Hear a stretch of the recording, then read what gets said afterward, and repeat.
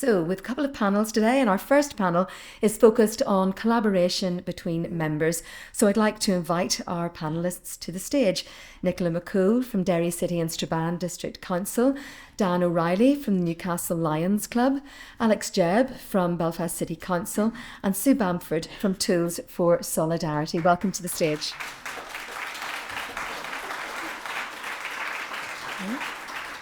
Thank you all for joining us. You'll all have roughly 10 minutes or so. I'll give you a little nod when you're reaching your time. You can tell us what you're all about, and then we'll have a chat, and if there's time, we'll get some questions from the floor as well. So our first speaker is Nicola McCool from Derry City and Strabane District Council, where she's worked since 2007 and been the Waste Services Manager for the past 8 years. Nicola is passionate about all things recycling and reuse and finding ways to drive up the district recycling and composting rate. More recently, she and her team have been striving to promote reuse and sustainability. Nicola.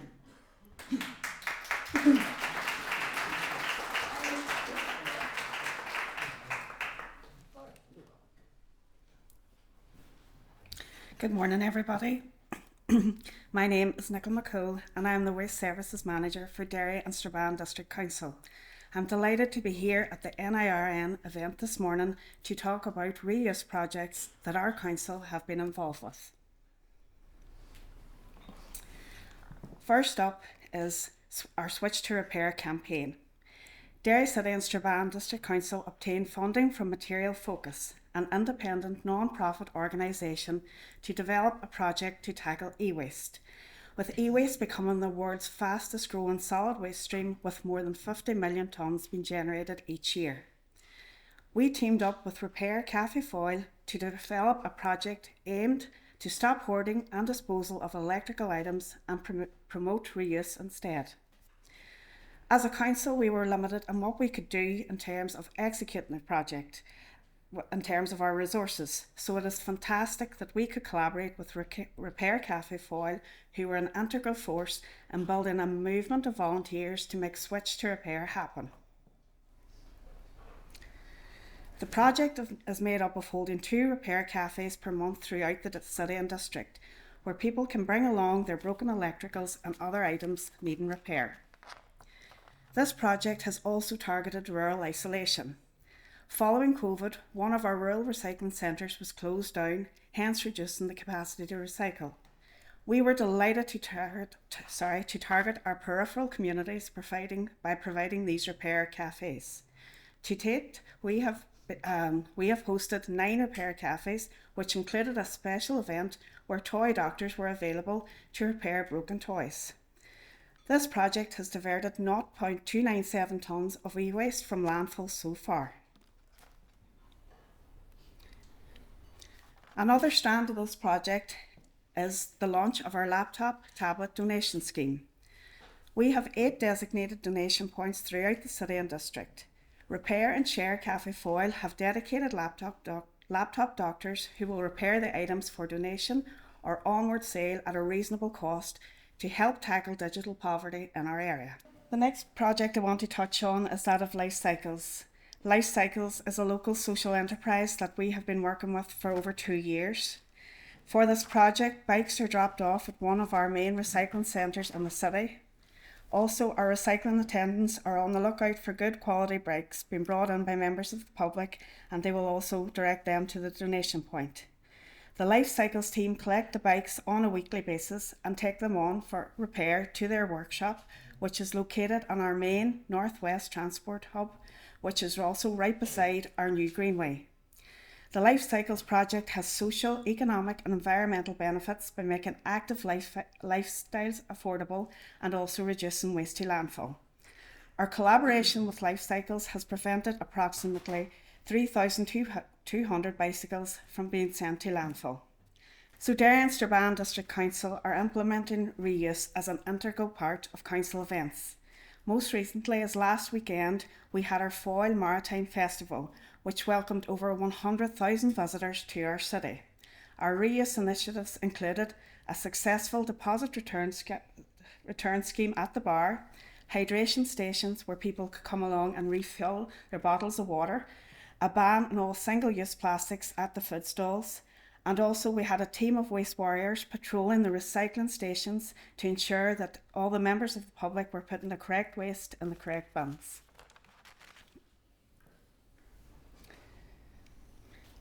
As we all know, Derry and Strabane have the largest Halloween festival in Europe. This year, we set up donation points throughout the city and district where people could come along with their old Halloween costumes for donation. 2 successful events were held in the Guildhall and the Alley Theatre in Strabane, where people could come along and swap out Halloween costumes. This scheme is making Halloween more affordable for families and also is tackling textile waste and fast fashion. We are fortunate to have the new JUKY Reuse Centre on one of our main recycling centres. It is an established social enterprise. New to you recycle and repurpose furniture that would otherwise go to landfill. These items can be sold in the retail area of the shop to the local community. New to you also facilitate workshops to community members to help reskill, upskill in basic hand tools, joinery, white good diagnostics, maintenance and upcycling. The facility provides training and employment opportunities for people who are out of work or those that are unable to work.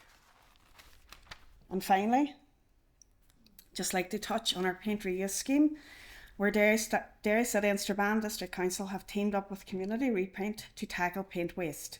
We have 3 drop-off points at 3 of our recycling centres. Staff check whether the paint is in good condition enough to be reused.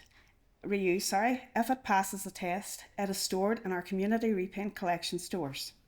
Residents, local community groups and schools can then collect the paint free of charge for DIY jobs and use in local projects. The scheme benefits individuals, families, communities and charities in need.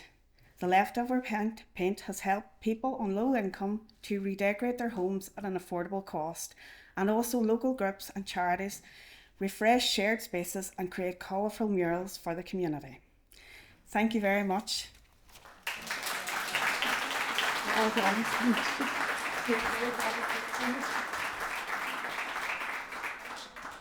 Thank you, Nicola. So next we have, scroll up again. So next up, as well as being a keen cyclist and grandfather, Dan O'Reilly is the recycling coordinator of the Newcastle Lions Club, where he's been a member for 30 years. His role is to promote reuse and repair, including for spectacles to benefit people in developing countries. He also encourages clubs to collect other items, but I'm not going to steal his thunder. Dan O'Reilly.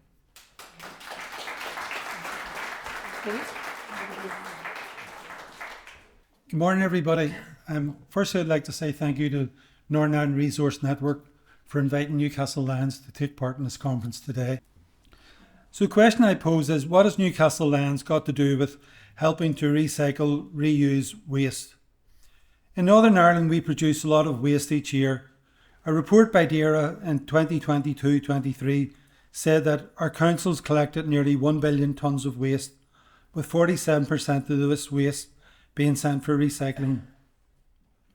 2 groups who help councils to reduce waste are ARC21 and Regen. As you will know, that the role of ARC21 is to help support and assist the 6 councils who are advised by them to meet their statutory obligations in the field of waste and resources management and the delivery of their waste management strategies. But one of the surprising comments on their website of ARC21 is that too much of our waste is exported each year to become someone else's opportunity to recycle into higher value material, generate energy, or unfortunately, in some cases, to become someone else's disposal problem.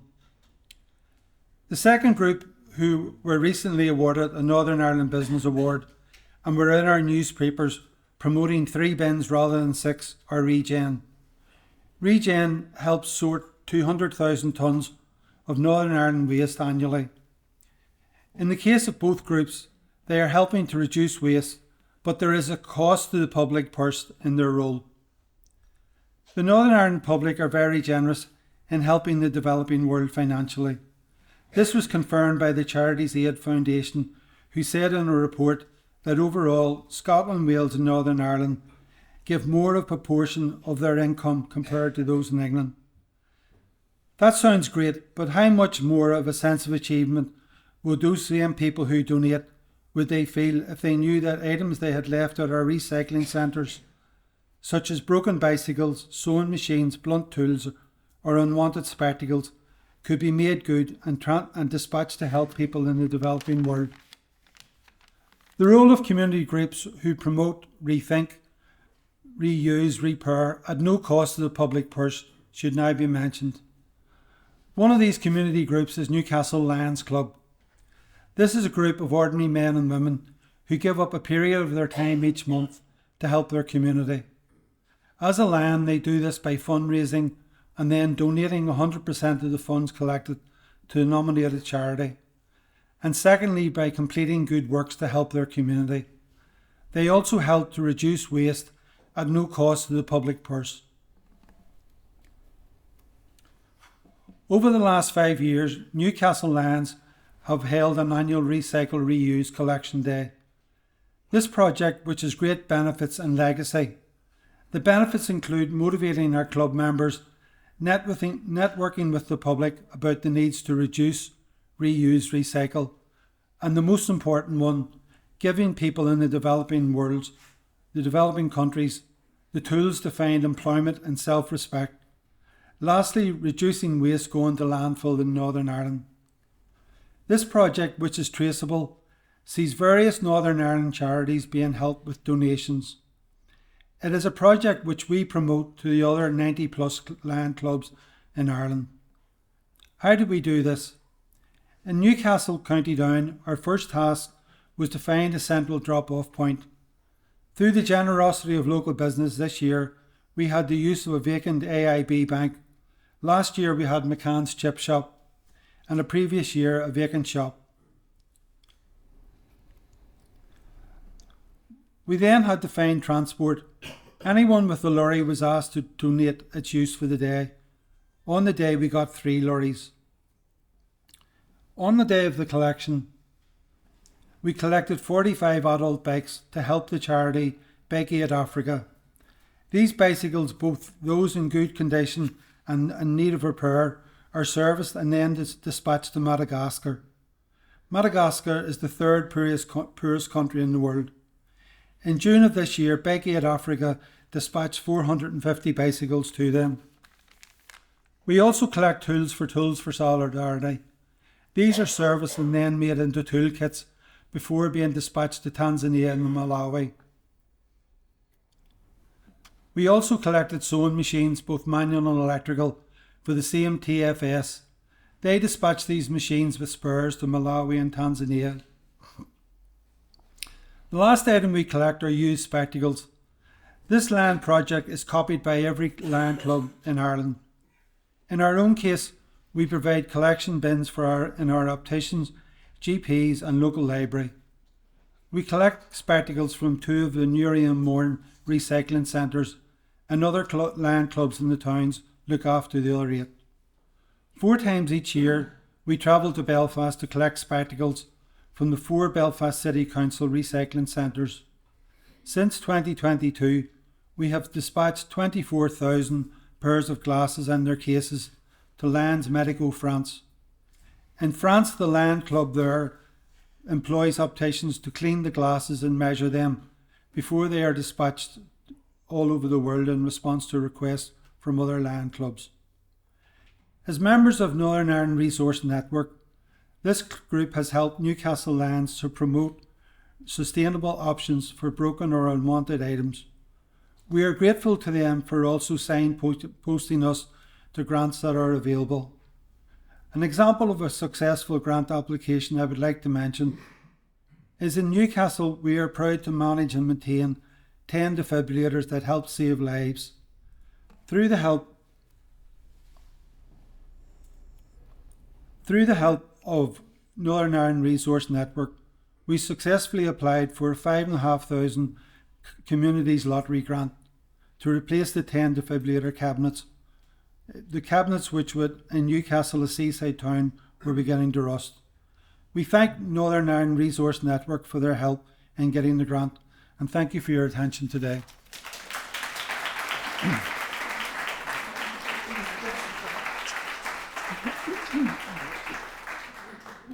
Thanks so much, Dan. Next up, Alex Jebb is the Waste Contracts Officer within the Waste Management team at Belfast City Council, with a background in managing waste contracts and working on circular economy projects. Alex, thank you.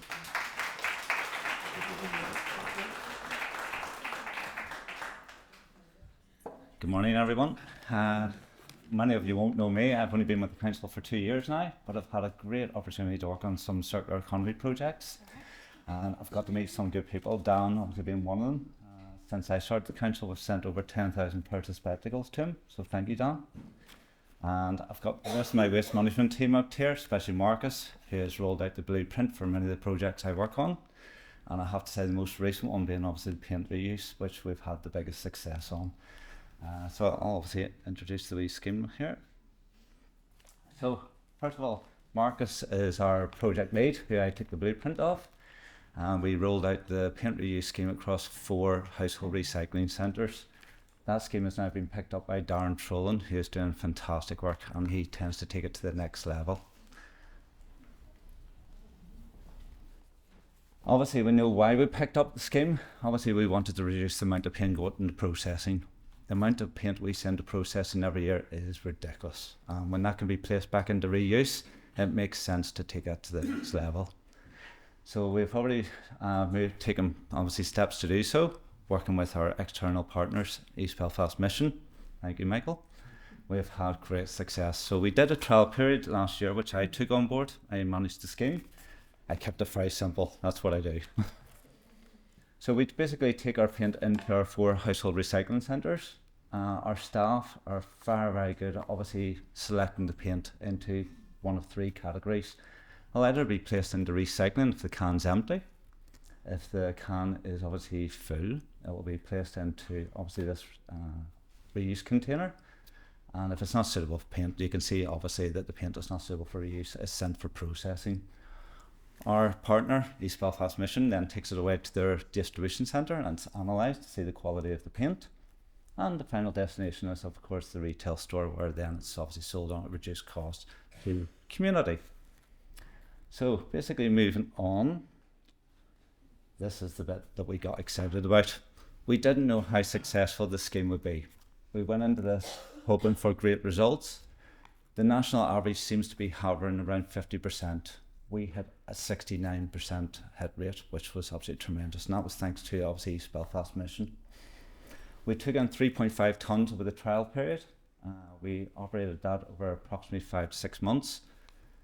And we took in 3.5 tonnes, 2.4 tonnes of that was suitable for reuse, which is phenomenal. That is absolutely tremendous. So obviously giving us a 69% hit rate, which is above the national average. Obviously the plans for the future is to take this to the next level. So that trial period showed us this works, this template works. So we will continue to obviously roll this out as a contract. And we obviously want everyone to bid for that. And we see great things for the project ahead. That is basically it. The paint reuse has been a success. And obviously if anyone here, any other council wants to information on what template we used, the blueprint, anything of that nature, by all means approach me directly and I'll be more than happy to help. Thank you very much, everyone.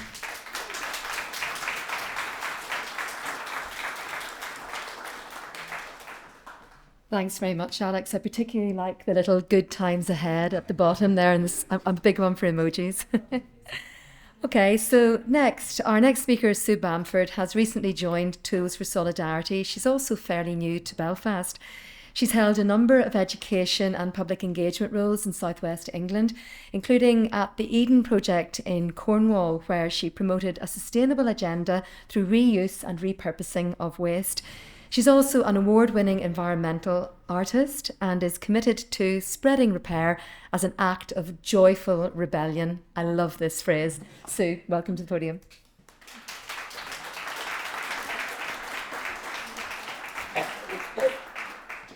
Right, what do I press? To do that, this is my bad. Right, no. My husband will tell you I have an anti-technology field and I can make things stop working by just looking at them funny. Which is why I stick to textiles, because I can't damage that. Okay, so yes, joyful mending. I know I'm preaching to the converted here, but this is what, when you talk to the general members of the public about repair, this is the kind of thing in their head. They think of things that are ugly, whacked together, nasty, looking broken and damaged and a bit shoddy. Here we go. I hate the phrase make, do and mend. It's putting up with. It's second rate. It's, oh, okay, I'll deal with that. I hate it. No, let us celebrate mending as the radical act that it is in fighting consumerism and overconsumption. Let's go back to what Emer was talking about at the very beginning of today. This is joyful rebellion by saying, no, I am proud to wear mended clothes. Everything that I'm wearing today, including my pants, which I am not going to show you, is either made by me or secondhand.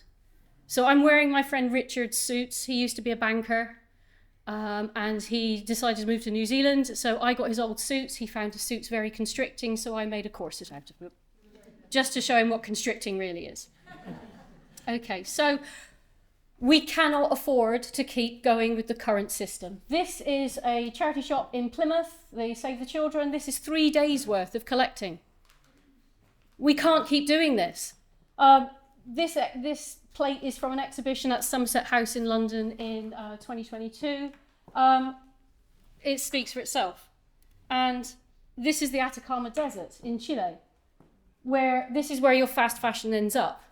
A desert is not something that is hot. A desert is something that is dry. This stuff is never going to rot. It's going to sit there forever. And if that's 1 year, then it's the year after and the year after. And we know that fast fashion is overproducing by 30%. So 30% of stuff that is made never hits a human back. It ends up like this.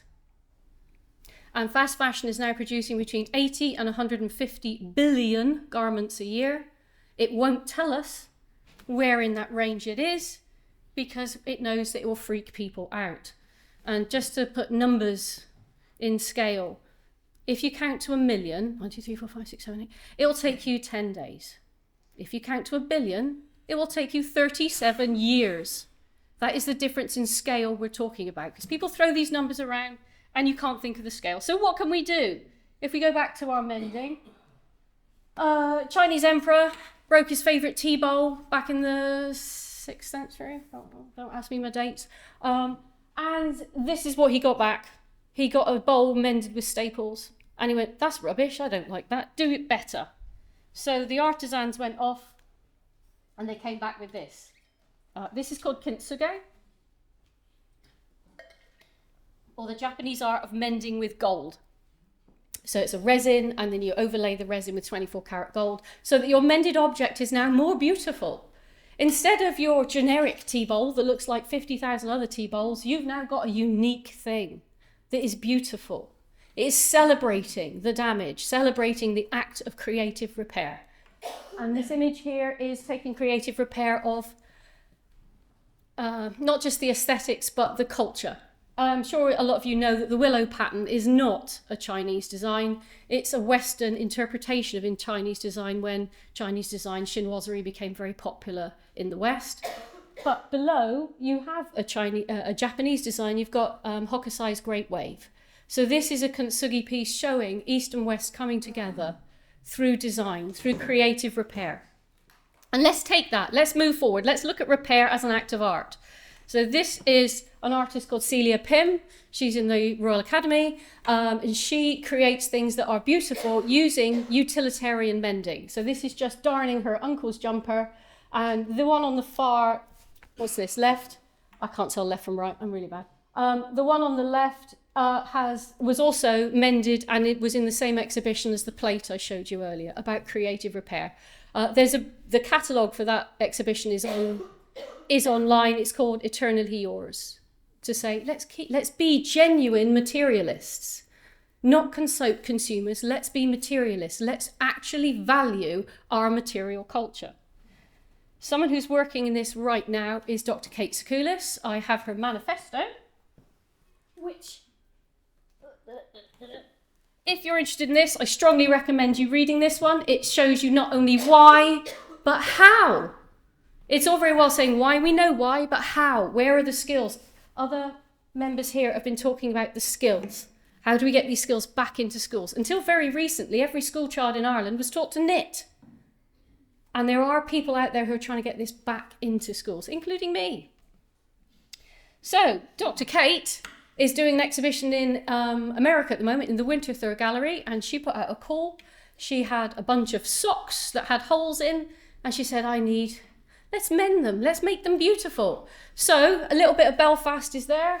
These ones here, we mended them. That's Twinkle Toes, fixed and now forever in a gallery to say, we can make mending art, we can make it beautiful, let's mend with pride. And looking at, let's have some whimsy with it. So this is a Japanese artist that uses the same darning stitch as Celia Pym, but instead of it being utilitarian, she's made it cute. But it's the same if you've ever done any darning, it's over, under.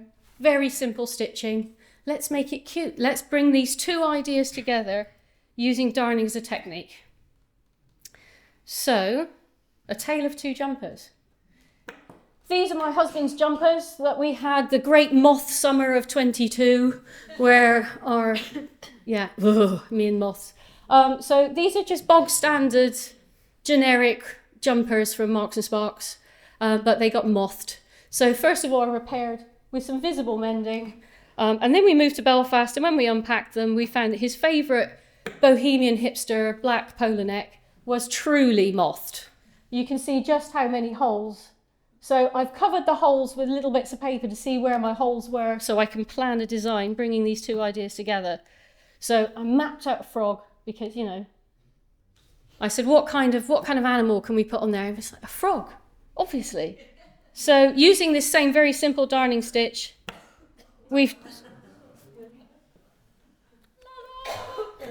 So this is a jumper.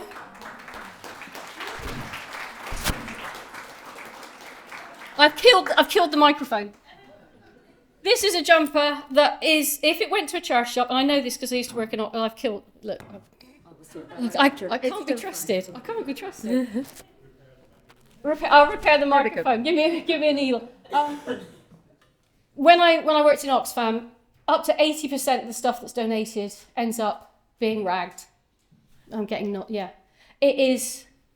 It seems unrepairable because we don't have the skills. So now Oxfam Hollywood saved me all their mothed cashmere because cashmere, the moths do love it. And we're going to turn them into works of art. So I've taken something that would have seen as completely unsalvageable, but is just a little bit of creativity. And it can be. And the joy is I can teach you these skills using the network. That is the power of the network, is we're here, we've got the skills, let's get out there. So the green jumper, we went for a dinosaur. So again, let's make it fun. Let's wear our men's with pride. Let's get out there and say, yes, this was ruined. And, I know we're in the assembly, we're in places where we have to wear business and, I'm in a suit and tie today. It doesn't happen very often. But we can do it and make it beautiful. So this is, again, a cashmere jumper, and I've taken an old headscarf and cut the motifs out of the silk headscarf and used that to cover up the holes. I can't show you this one because this was part of an exhibition at my local Tavistock area support group, and we sold the items to raise money for the charity. And again, we sit and we do the mending together, we teach the skills, we have a biscuit. It's all brilliant. So you can make it a bit more elegant than my crazy whimsy. So you can go full on mad hippie, or you can go elegant.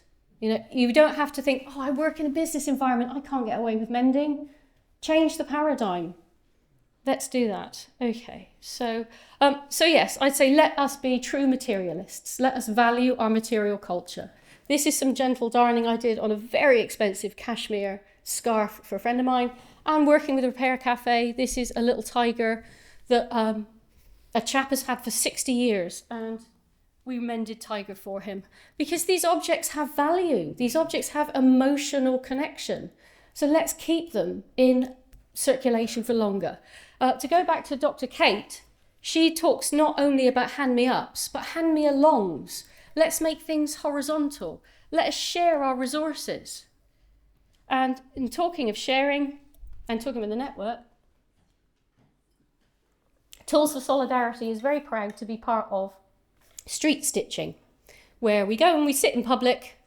That's Nora. Nora's hiding at the back with the camera. Hello, Nora.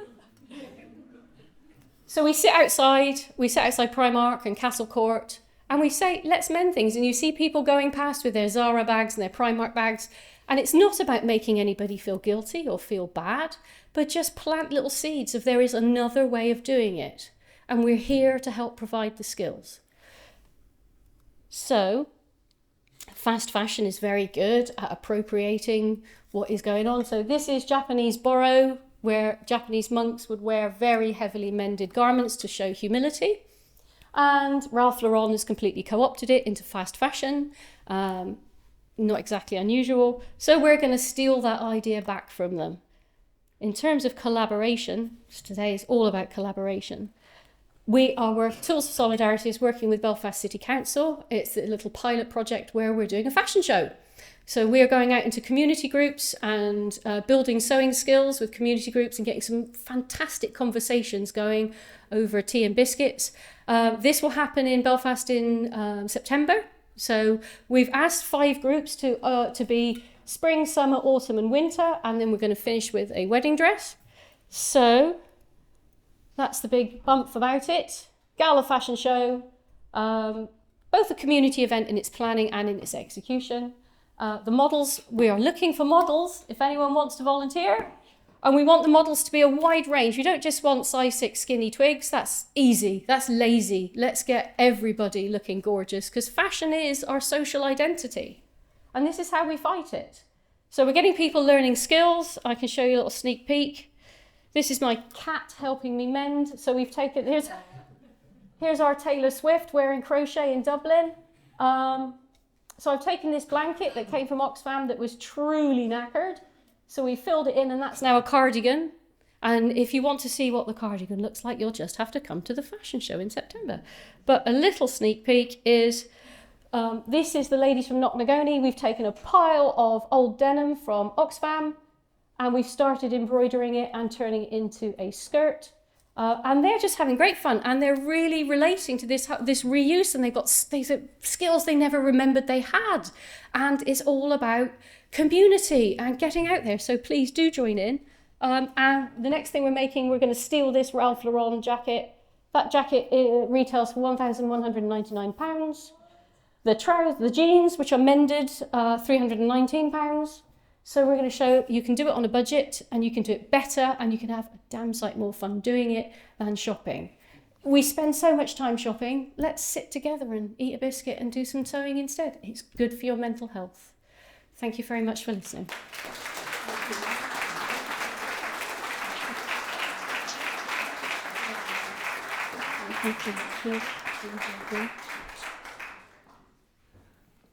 Anybody else feel inspired right now? Slightly intimidated as well. You haven't seen what I can do with the needle. You can. Please don't. I am not exceptional. These are basics. I've been doing it since I was 6, but it's just time. It's, do it while you do it. Listen to television and do your knitting. It's great fun. Yeah.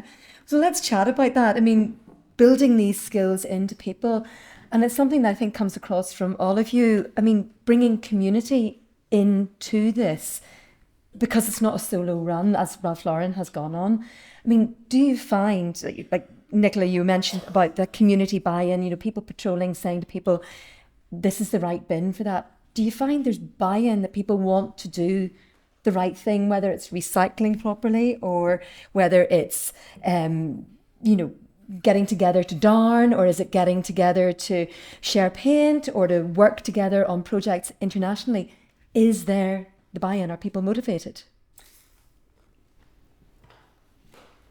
In a way, yes, but I think there's a lot of room for improvement for this, especially educating people to know, that recycling matters, reuse matters, that everything isn't just going to the one place, the hole in the ground, and getting people motivated to buy in and all the schemes and the reuse that's out there. Yeah. And I suppose, Dan, I mean, some of those figures that you had about, you know, the amount of bikes that you've done, the amount of spectacles in 2 years is just incredible. That altruistic element people really like, but what about keeping it here? Are they passionate about that, about creating this here in Northern Ireland? Yeah, what we found was that on our last collection day in the Allied Irish Bank, where we had young people coming along and were surprised at what we were doing and saying to us, you know, we found it was great for networking, that we were motivating young people who said to us afterwards, can we help out? And it made such an impression on them. So we really enjoyed that and found that. Yeah. And so I'm sure you find people sitting down with a biscuit and a bit of material. That's a great way to create those networks. I mean, I'm fascinated by the whole fast fashion issue. Because we were chatting about this last night, not to digress too much, but a friend of mine had ordered a dress cheaply because she has the most minimal wardrobe.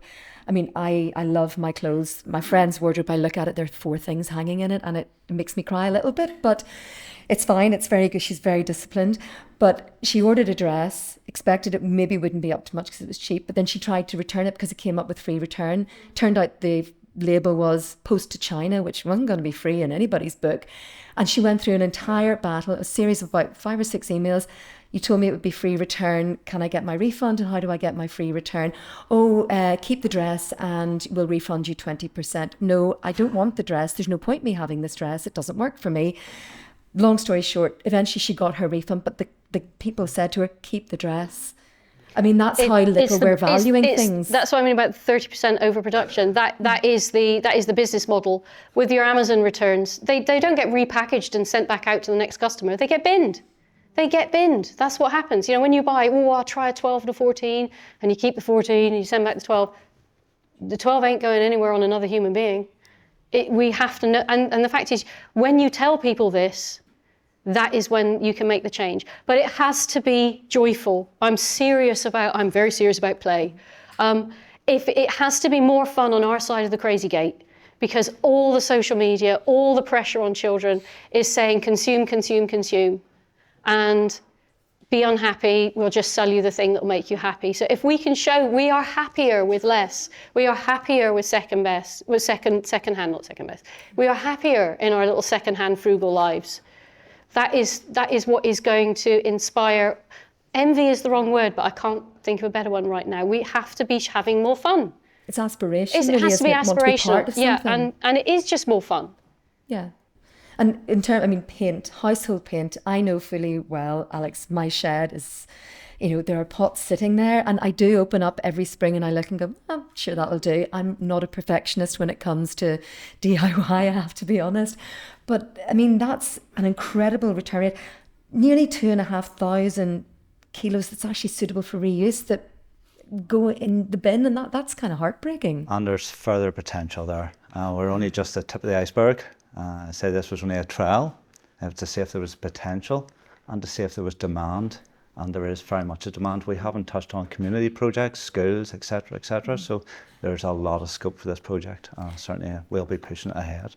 And for the two of you, Nicola and Alex, both as council representatives, how much networking goes on between the councils? Because I live in Fermanagh and Omagh, and we've got our paint donation, and we've fantastic recycling centre, and it's being changed again and so on.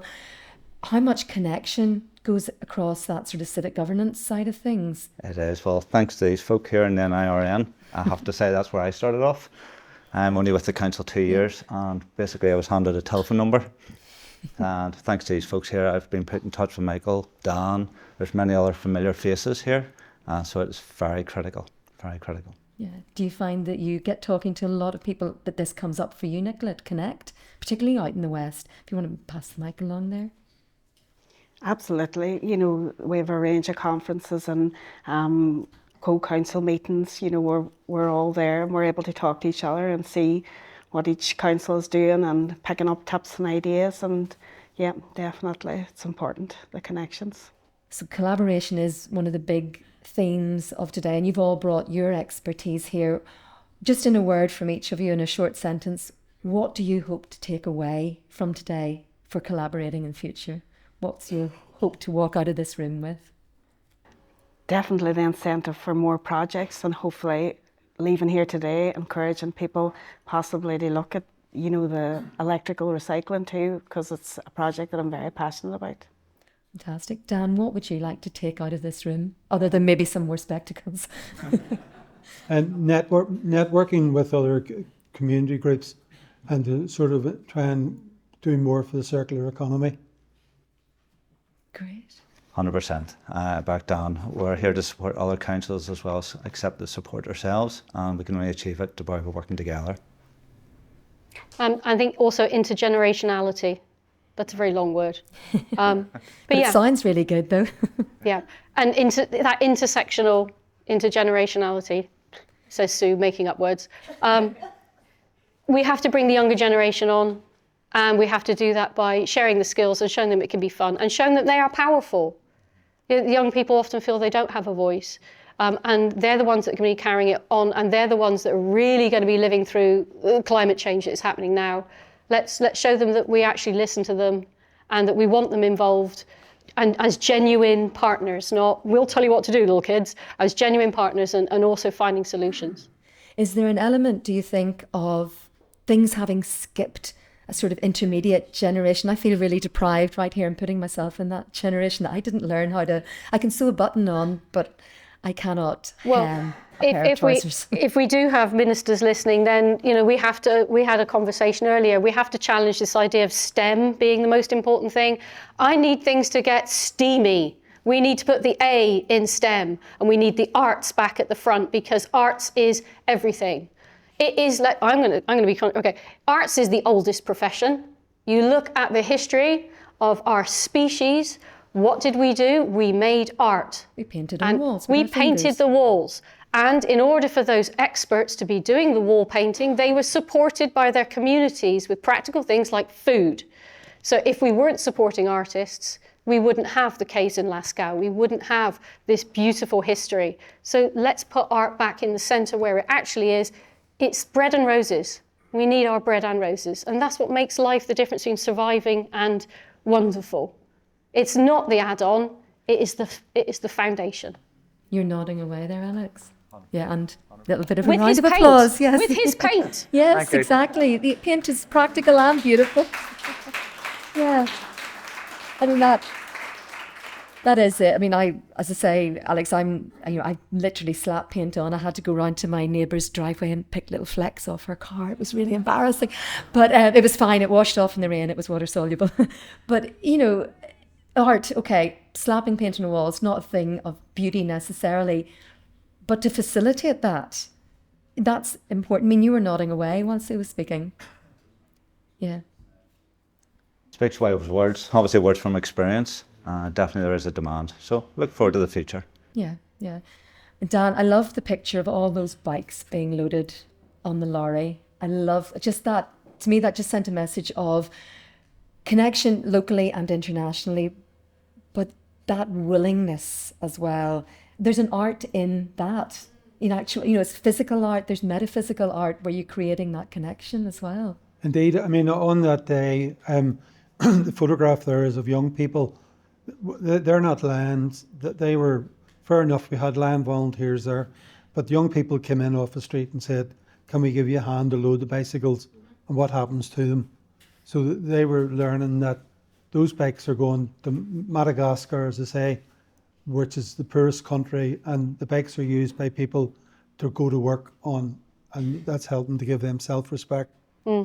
That's what I mean about joyful rebellion. There you are doing that joyful rebellion. Yeah, and you're doing that up in the Northwest as well with cups that I know some people in this room may or may not have taken home with them as very useful and to be redeployed for picnics.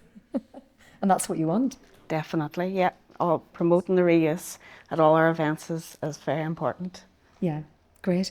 Well, we're just about coming up to our coffee break time. We've time for maybe one question from the audience. If anybody would like to pop a hand up and shout anything out. Anybody inspired to? Yes, there's a tentative hand. Just shout your question out there. Caroline's going to bring you a mic so that we can hear you. People can hear me.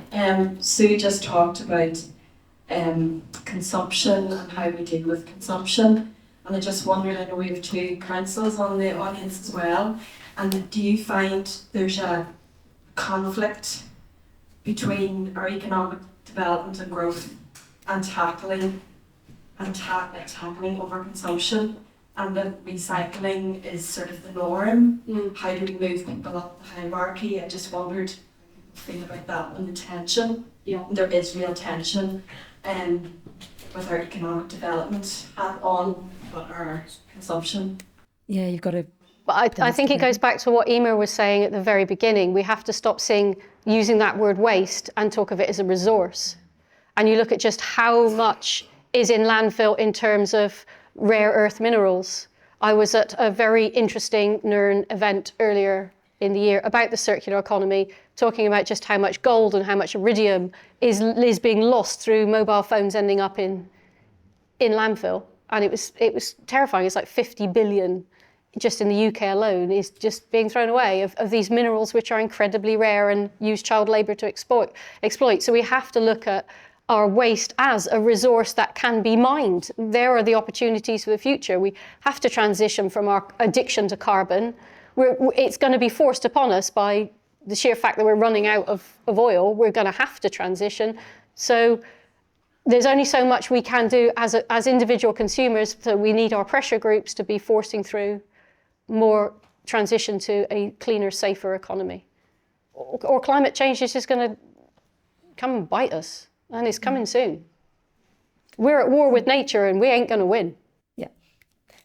I don't know if anybody else would like to add anything on, then we can wrap up. Could I say that one of the groups that I talked about was ARC21. Most of us have a wee small brown bin which we put food waste into. The bags that you use they're supplied by ARC21, and ARC21 are making our councils aware of the need to recycle and the targets that they should be meeting. So it's good that the likes of ARC21 are there as a group promoting recycling and helping the situation. Yeah, great. Do you want anything to add, Nicola? Well, look, I think we're just scraping into our coffee time here. So I'd like to thank our panel. I'd like you to join me thanking Sue Bamford, Alex Jebb, Dan O'Reilly, and Nicola McCool. Thank you all very much indeed. It's been really fascinating. Thank you. So all of you now have half an hour to grab a cuppa and take a look around our reuse and repair cafe, our exhibitions. I got chills going around it earlier. Enjoy. Most importantly, connect with each other. There's tea and coffee outside, and we'll see you back again just after 11:30. Thank you very much.